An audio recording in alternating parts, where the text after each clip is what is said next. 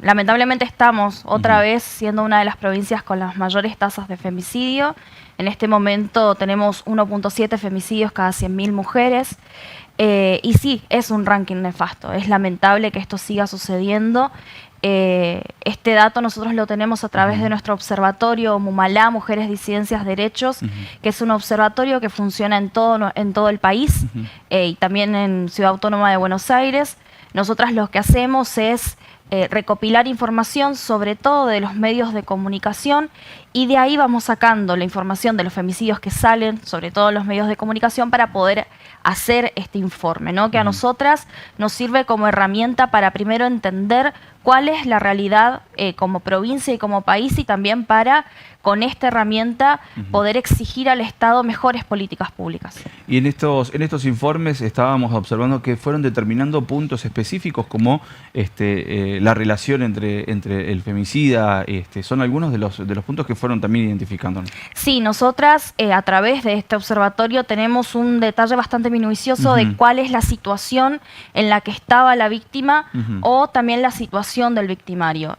Algo que se viene dando hace muchos años es que la gran mayoría de femicidios se dan en manos de la pareja o la expareja de la víctima en el 57% de los casos, según nuestro último informe.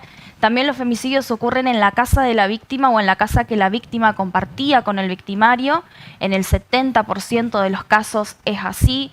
También tenemos el dato de que el 9% de los femicidas ya tenían antecedentes por violencia de género, ya tenían antecedentes penales, y también un 18% de las mujeres que fueron víctimas de femicidios habían ya realizado denuncias previas a su agresor, y esas denuncias evidentemente no fueron escuchadas porque terminaron siendo víctimas de femicidio. Estos informes dan todos los detalles específicos de la situación.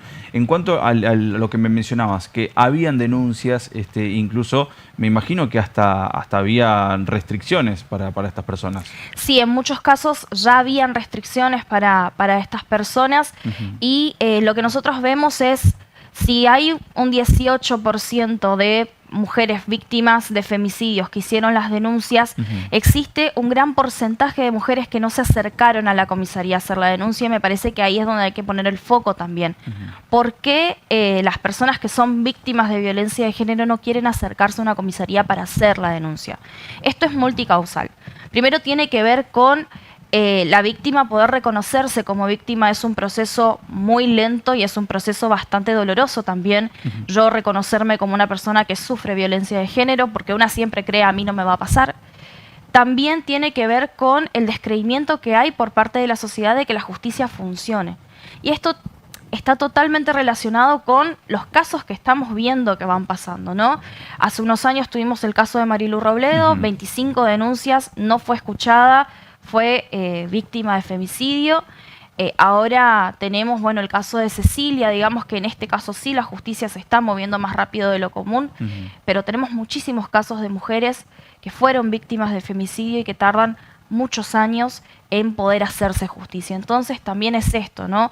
Los tiempos de la justicia no son los tiempos que necesita la víctima, y obviamente no son los tiempos de el femicida tampoco. Y los tiempos de la policía tampoco son los tiempos ni de la víctima ni del femicida. Entonces necesitamos nosotros una justicia que actúe rápido, que opere de manera rápida para poder salvar la vida de esa persona, que si hace una denuncia por violencia de género es porque su vida está corriendo riesgo. Paula, hablábamos la semana pasada, vinieron un grupo de abogadas acá a los estudios de Ciudad Televisión, y hablamos de unas jornadas que brindaban a las personas, a las mujeres también y a los familiares, respecto a este tipo de denuncias de violencia de género y demás. Y específicamente le consultábamos a las doctoras por el caso que fue noticia hace un par de semanas atrás, respecto a las imágenes que trascendieron, la filmación de unas cámaras de seguridad que muestran a una pareja en donde se veía cómo la golpeaba a la mujer, en este caso, una mujer embarazada. Y las imágenes bueno, causaron inmediatamente la repercusión de todos lados, pero lo que más llamó la atención es que la víctima no quiso hacer ni la denuncia, y es algo que lo que vos estabas diciendo, que eso es algo que preocupa bastante. Sí, tiene que ver con esto, ¿no? También lo que hace el victimario con la mente de la víctima.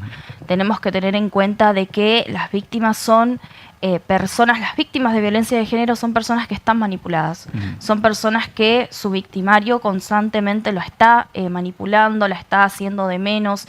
Está todavía esta frase de sin mí no sos nada, ¿quién te va a querer si yo te dejo? Sin mí no puedes vivir.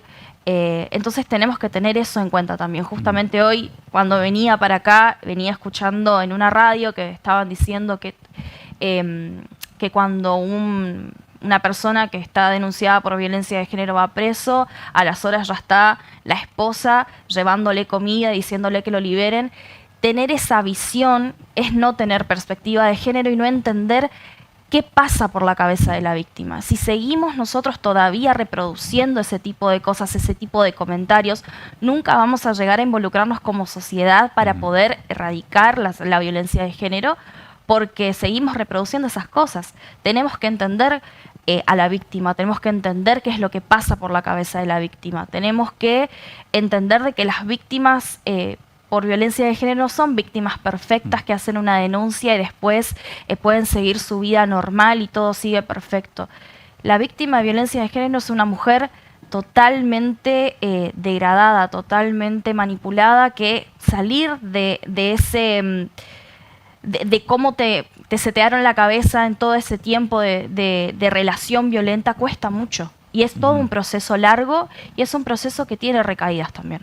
Bueno, de hecho, justamente nos asesorábamos con las especialistas, con las doctoras, respecto a cómo actuar, cómo pueden accionar los vecinos, los familiares que están observando, son testigos de toda la situación y nos da una serie de consejos que lo hemos compartido acá. Hago un paréntesis, Paula, porque quiero conocer en estos informes que se están realizando, me imagino que fueron determinando también el perfil de estas personas, ¿verdad? Los femicidas, los agresores, en este caso. Y vimos, en los últimos tiempos, vimos mucha información de que se dan situaciones de personas que se desempeñan como policías. ¿Eso también está reflejado en los informes de Mualá? Está reflejado en los informes, hay un porcentaje de policías que ejercen violencia de género y tenemos esta particularidad de que muchas veces no son apartados de la fuerza policial de manera inmediata o no son desarmados de manera inmediata. Muchos de los femicidios que se cometen y que son cometidos a manos de la policía son cometidos con el arma reglamentaria. Nosotras este año nuevamente volvemos a presentar nuestro proyecto de ley para que se declare la emergencia nacional en violencias de género y uno de los puntos que toca este proyecto de ley es justamente eso, que se active el desarme de manera inmediata y que a esta persona que está dentro de las fuerzas de seguridad y que comete una situación de violencia de género se la pueda apartar de la manera más inmediata posible. ¿Hay una franja etaria donde más sucede? Sí, entre los 30 y los 40 años es donde más suceden los casos de violencia de género y los casos sobre todo de femicidios. La verdad es que estamos viendo, digamos, de que teniendo en cuenta también las particularidades de en dónde sucede el femicidio y quiénes son los que perpetran ese femicidio, tiene sentido, digamos, que sea ese rango etario, ¿no? Pero sí, por ejemplo, casos de violencia de género, sobre todo violencia de género, lo podemos notar cada vez en parejas adolescentes, parejas de chicos, en parejas adultas jóvenes. Y por eso también es que nosotros estamos muy a favor de que se implemente correctamente la educación sexual integral, que también aborda estos temas, ¿no? Cómo yo puedo reconocer que estoy en una situación de violencia, cómo yo puedo reconocer que hay violencia en mi casa, cómo yo puedo también entender que la pareja no tiene que ser algo violento, de que el amor no es violento y de que si me están violentando, tengo que tener las herramientas necesarias para poder salir de ahí lo antes posible. En cuanto a lo que hablábamos, ¿no? De lo del perfil del violento en este caso, ¿cómo notan ustedes? ¿Esto es un patrón que se repite de la familia? Que algo que lo mencionabas, ¿no? También del entorno familiar que se encuentran. ¿O cómo lo analizan? Es bastante A ver, no podemos decir de que un violento se hace violento porque su familia era violenta y demás. Puede pasar muchas cosas. Nosotros tenemos una educación que viene con un marco muy machista y muy patriarcal todavía. Hemos tenido como sociedad un avance enorme. También ese avance fue impulsado por el movimiento feminista que tomó muchísimo revuelo en el 2015 y que gracias a todo el avance que hemos tenido, hoy yo puedo estar acá sentada hablando de este tema que capaz antes no pasaba. Pero vivimos en una sociedad machista todavía, en una sociedad que entienda la violencia como correctivo. Y yo, si soy una persona violenta y estoy viendo de que mi pareja está cometiendo cosas que no debería hacer, y yo entiendo que la violencia es la forma de corregir, que todos entendemos de que no es la manera de corregir, yo voy a hacerlo.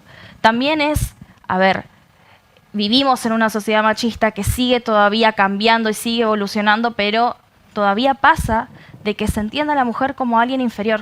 Y si yo entiendo a una persona o a una mujer como alguien inferior, la voy a tratar de otra manera. Y eso puede evolucionar en violencia. Hablamos del perfil, también de la situación. Y vos fuiste mencionando durante esta charla distintos puntos que son elementales para de alguna manera frenar esta situación en la provincia, también por supuesto a nivel nacional. Hablabas de la educación sexual integral, también lo que tiene que ver con el accionar desde temprano, ¿no? Con las personas. ¿Cuál crees que sería parte de una gran solución? Además, también me imagino que, como lo explicabas, ¿no? La justicia, los tiempos de la justicia son distintos de los de las víctimas, que es algo que también está hoy, actualmente, se está hablando muchísimo. Son los tiempos de las investigaciones, los tiempos justamente, ¿no? Los tiempos de la justicia. ¿Crees que son estos los puntos más importantes para, de alguna manera, frenar la situación en la provincia? Sí, y también lo que se necesita es compromiso político, ¿sí? Nosotros podemos notar de que a nivel nacional no hay el suficiente compromiso político para prevenir, erradicar y sancionar la violencia de género. Por eso es que también nosotros estamos presentando este proyecto de ley. Como país, nosotras tenemos muchísimas leyes que son el marco jurídico que tienen las mujeres y las disidencias sexuales y de género para poder protegerse. Ahora, ¿cómo se aplican estas leyes? Ahí es otro tema, ¿no? Nosotros podemos notar eso, ya que estamos trabajando en el territorio y estamos en constante contacto con víctimas de violencia de género, de que estas leyes no se aplican como deberían de aplicarse. Y no se aplican como deberían aplicarse porque no hay un presupuesto acorde, y no hay un presupuesto acorde porque no hay un compromiso político. Entonces, sobre todo ahora que estamos en campaña presidencial, estaría bueno de que los candidatos y candidatas a presidente puedan poner de vuelta en agenda la cuestión de género. Estamos en un país donde se cometen un femicidio cada 32 horas. No puede ser de que la agenda de género y de diversidad sexual no sea algo importante. Si estamos desde un movimiento feminista federal pidiendo que se declare la emergencia nacional por violencias de género, y lo venimos pidiendo hace unos buenos años ya, es porque es necesario.